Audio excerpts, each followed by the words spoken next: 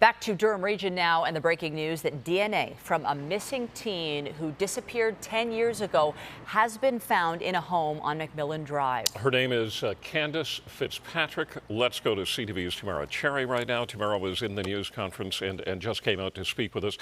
Tamara, any members of her family there? And we should mention, just geographically, this is only about 2 blocks away from the Durham Region Police Station in Oshawa. That used to be their headquarters.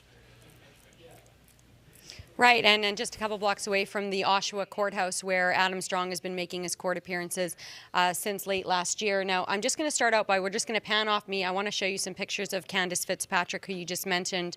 This is a new name in this investigation. Police, as you just mentioned, told us today that she was last seen by her family in 2008. She was known to frequent the central Oshawa area, as was Rori Hache, who's the other name who we've been talking about a lot in this case. Now, while she was last seen in 2008, she wasn't reported missing by her family to Durham Regional Police until 2010. As you said, police now say that her DNA was found inside the same McMillan Drive home where they allegedly found the remains of Rori Hache. So now we're just going to roll some video from last year. This is at the beginning of September when Rori Hache's torso, what police are alleging was her torso, was found in the Oshawa Harbour. So she went missing. The last known movements that police have from her are when she was leaving the Lakeridge Health Oshawa Hospital at the very end of August, the evening of August 30th. In fact, a few days later, some fishermen in the Oshawa Harbour found the torso that DNA results would later show to be that of Rori Hache. Then it wasn't until the end of December of last year that Durham Regional Police were called to that home on McMillan Drive where Adam Strong allegedly rented the basement apartment, and that is where they allegedly found human remains that they are now saying belong to Rori Hache. So police had a search warrant at the time.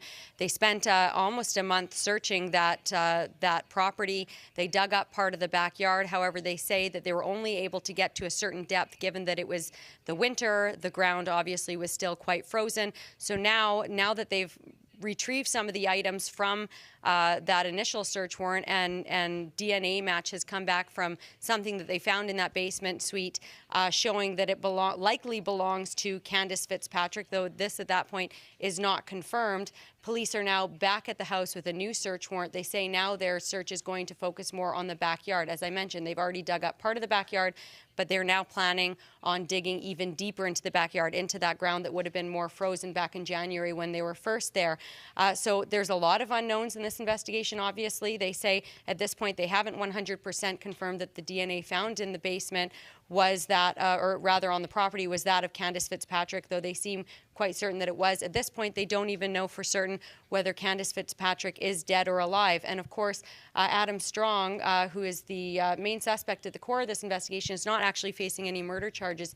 He's been charged with performing an indignity to the body of Rori Hache. So a few things police are appealing for from the public. First, they're looking for anybody who has information about the movements of Candace Fitzpatrick back in 2008, maybe 2010. At this point, we don't know when she would have actually been last seen. They're just going off what they've heard from her family, which was that they last saw her in 2008. Second, they're also interested in hearing about anybody who had contact with Rori Hache after she was last seen leaving the Oshawa Hospital at the end of August of last year.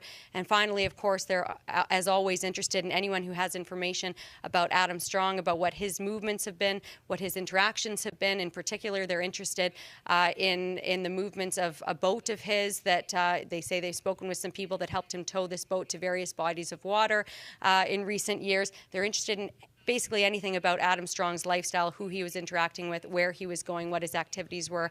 Anyone with information about this case is asked to call the Durham Regional Police Homicide Unit. And as always, anonymous tips can be left through Crime Stoppers. For now, from Durham Regional Police Headquarters, I'm Tamara Cherry. I'll throw it back inside to you guys.